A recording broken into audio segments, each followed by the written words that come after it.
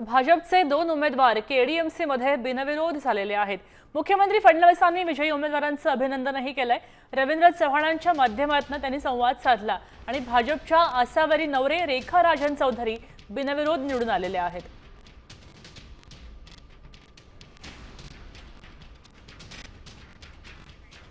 आपण पाहतोय की भाजपनं आधीच आता विजयाचं खातं उघडलेलं आहे। कल्याण डोंबिवली पालिकेमध्ये 2 महिला बिनविरोध निवडलेल्या आहेत।